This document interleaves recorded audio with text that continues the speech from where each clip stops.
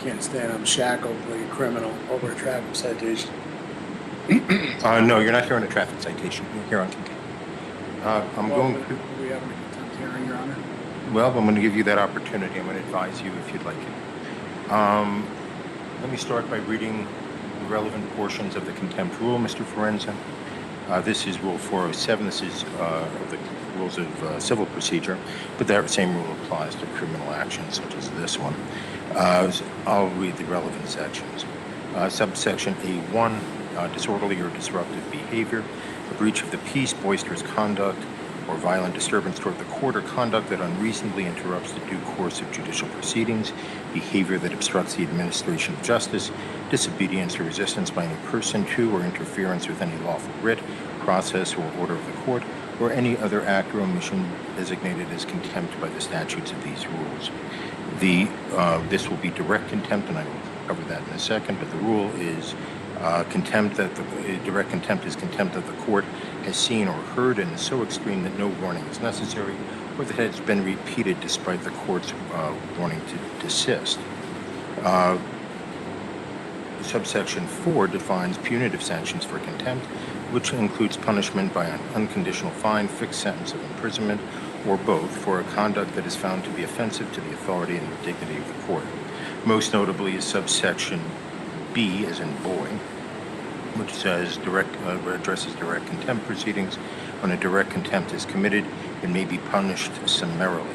In such case, an order shall be made on the record in writing reciting the facts constituting the contempt, including a description of the person's conduct, a finding that the conduct was so extreme as that no warning was necessary, or the person's conduct was repeated after the court's warning to desist, and a finding that the conduct is offensive to the authority and dignity of the court.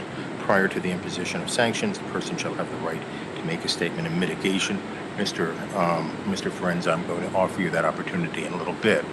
I make a specific finding that all conduct that I'm referencing occurred in my presence, and therefore is direct contempt. Very specifically, let me make some reference. Mr. Forenza has been disrespectful to the court, to opposing counsel, and even to my clerks throughout the proceeding. He's filed spurious documents, he's made nonsensical arguments, he's been argumentative with the court, but I was willing to let all of that go so we could try the matter. On the day of trial, which I believe was November 24th, Mr. Forenza appeared on time, but stayed in the gallery along with who I believe is his wife. I repeatedly, at least 3 times, but perhaps 4 or 5, told him to approach the court, to cross the bar and sit at table so we could address the trial. Mr. Forenza failed to do so in my direct presence. He told me I had no jurisdiction, left the courtroom, and then amazingly was able to leave the building as well. In any event, he has not returned since November 24th, other than a few pleadings that I'm guessing were filed that day or the day before. I've had no interaction with this case since November 24th. I make a finding that Mr. Forenza was under an order to perform, that is, to come to the table. He refused to perform in accordance with that order, and even though he had the ability to perform, obviously he was mobile, he was able to make it into the courtroom and then, of course, make it out. He was repeatedly warned, and I note that. I gave him multiple opportunities to approach, and he disregarded all of them. I make a specific finding that I find Mr. Forenza's conduct to be offensive to the authority and dignity of the court. I make a specific finding that he engaged in misbehavior that rises to the level of obstruction of justice. The behavior happened in my presence. The conduct was intentional and willful, and these actions seriously affronted and disrupted the administration of justice. In that regard, I will note that I went and met with the 30 or so jurors who had appeared for the trial, that Mr. Forenza simply blew off. I had to explain why that happened, and I had to waste all of their time. I also wasted the time of the witnesses. Mr. Forenza, I didn't waste anybody. Mr. Forenza also wasted the time not only of the jurors, but of the witnesses, counsel, the court, and everyone else. The court finds him in direct contempt. I made a similar record on the morning of trial where Mr. Forenza had bolted from the courtroom, and therefore I find he was not advised at that time, so at least not in any significant way. And I hereby advise him. I am considering a jail term for the contempt unrelated to the underlying charges, Mr. Forenza. I'm going to offer you some opportunities of how you want to proceed. First, if you wish, you can make the statement of mitigation right now, if you wish to. If you do not wish to, if you wish to consult with counsel, I will give you time to hire your own counsel, but you will remain in custody during the interim. I would even be open to the appointment of counsel if you believe you are indigent. In fact, I would appoint counsel if you were indigent. How would you like to proceed? And if you'd like a few moments to think about that, I'm fine with that. The only option is how I like to proceed. Can I make a statement? Right, so I'm offering you option one and options 2 and 2A. 2A and 2B. Option 1 is you can make your statement of mitigation right now, right? And without counsel, the only person in the room other than court staff and the deputy is Mr. McCall. We are live streaming. You can make that. If you prefer, you can contact an attorney, and I will set this over for a time where you can make the argument through an attorney. Or appoint, that's 2A. And then 2B, if you believe you're indigent, I will appoint counsel. Could you explain indigent, please? You don't have any money. You meet the guidelines, you're in custody. And so I can appoint alternate defense counsel to represent you in the contempt proceeding if you are indigent. The actual language is a Supreme Court guidance which says, Colorado, I'll just read it to you. Colorado Rules of Civil Procedure 107 and 407 provide for the appointment of counsel to an indigent person cited for contempt where a jail sentence is contemplated. I am contemplating a jail sentence, Mr. Forenza. If the court appoints private counsel to prosecute a contempt action, which is not applicable here, or to represent an indigent party for contempt charges, that is relevant here, the judicial department will pay for counsel, as there is no statutory authority for the public defender or alternate defense counsel to represent clients for the sole purpose of contempt. But to qualify, you would have to be indigent, which means you would fit below the guidelines for public defender representation. If you wish, I can print those guidelines out for you.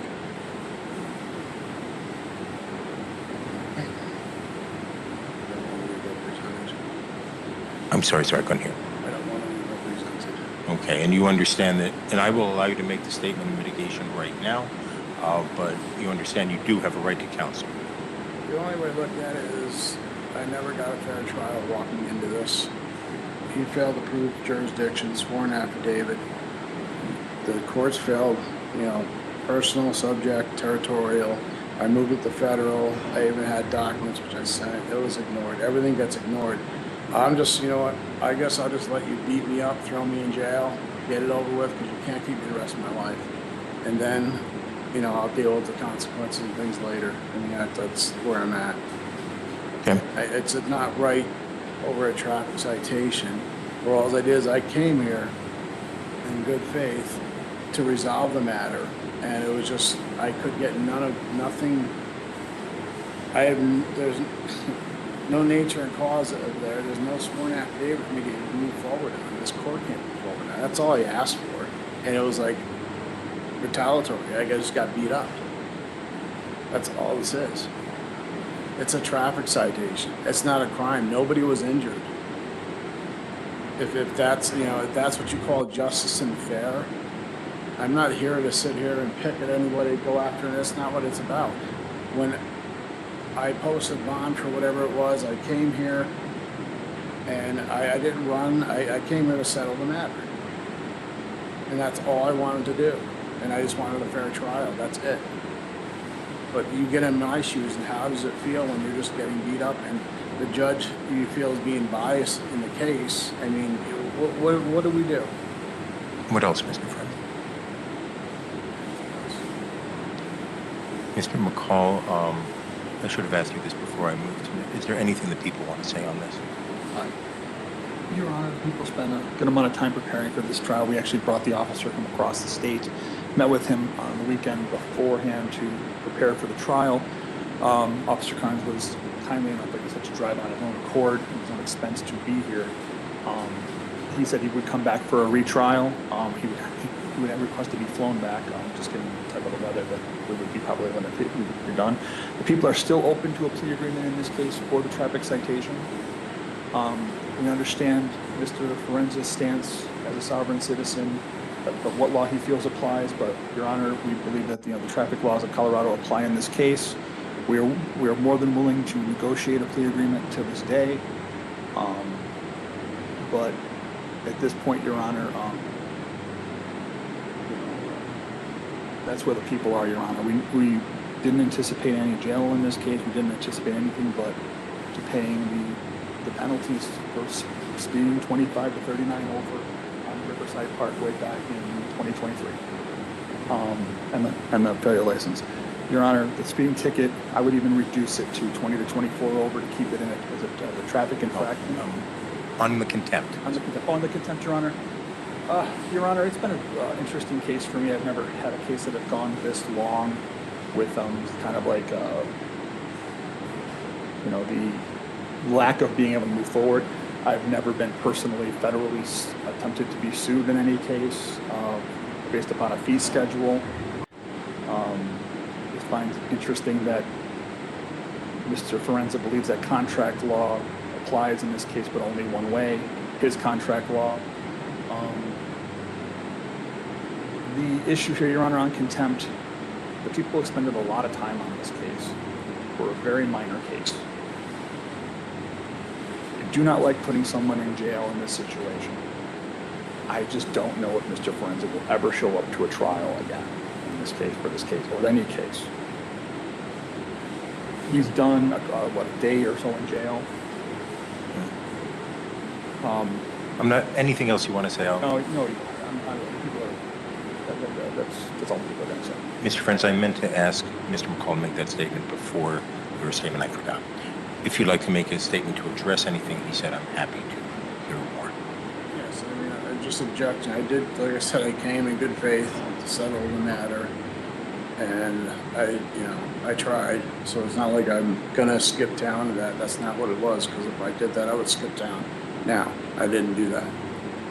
I came here to put the court on notice, let them know it's in federal jurisdiction. That's what I did, and I stood my ground for that. I have rights, and it's not about my contract. That's not what it is. And him for saying it's contract, and that makes it a commercial matter. So I'm here to settle the matter, set off and discharge. And as a secured party creditor, I have a right to do that. An attorney, in fact, representing the estate. So I would like to do that. Let's settle the matter. Let's just wash. Well, I'll give you an opportunity to resolve the matter, but we're talking about the contempt right now. I view the contempt as your direct and unequivocal disregard of the court's order. What would you like to say in mitigation of that? Your Honor, it's not.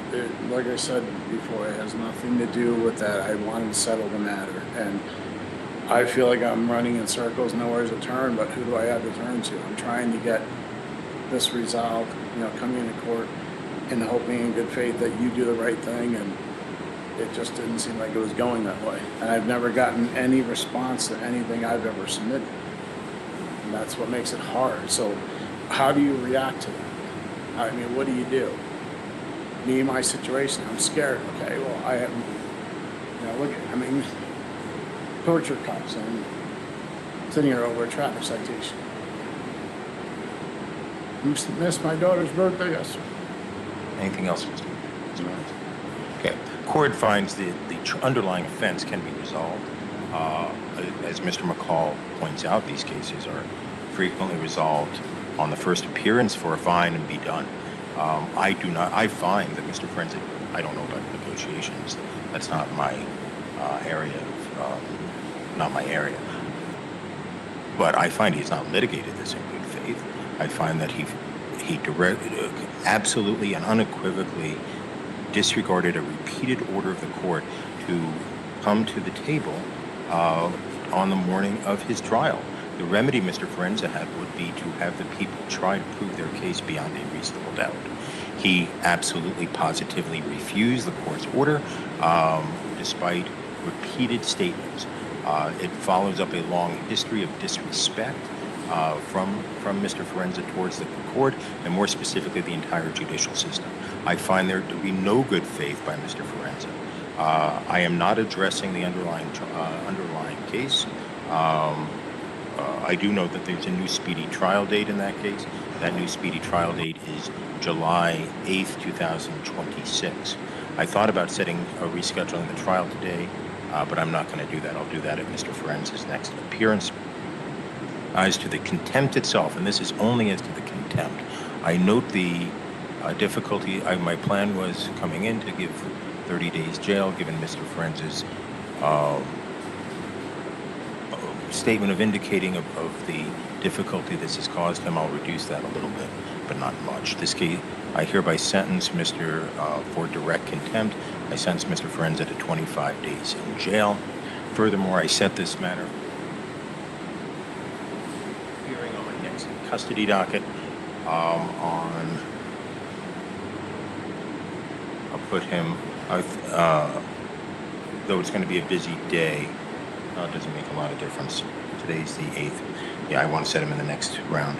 I'll set him on the Friday, January 23rd, 1 o'clock in the afternoon. Your Honor, We'll set trial at that time. Obligations and things I have to take care of. When I post bail, I will be here. So noted. I've sentenced you on the contempt, Mr. Forenza. The next issue will be when I see you next time on the 23rd. Right, is whether I should release you in custody on bond after the contempt sentence is over.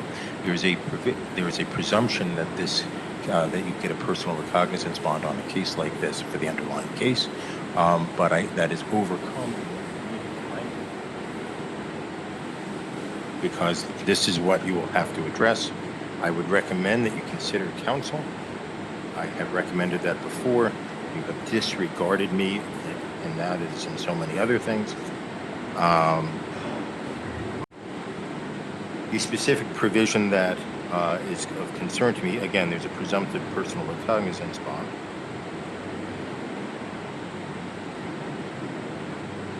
The arrested person has no ties to the jurisdiction of the court, reasonably sufficient to assure his or her appearance, and there's a substantial likelihood that he or she will fail to appear for trial if released upon his own personal recognizance. I will address the bond issue if you wish. The people are on notice that I'm open to bond, but Mr. Forenza will not be released until the 25 days. I feel like this is just retaliation more. And this is what I was afraid of at trial, Your Honor. It's contempt, Mr. What I was afraid of. But I wasn't in contempt. I showed in good faith. Okay. I didn't disrespect. I spoke the bare minimum just about jurisdiction. So everything you're saying is that's your assumption that it didn't happen. I didn't Have a good day, Mr. Forenza. have obligations. Okay, you'll be able to address them upon release. How am I gonna do that here? I have obligations on the outside that I have to do. You'll be able to address those after your sentence is completed, Mr. Forenza.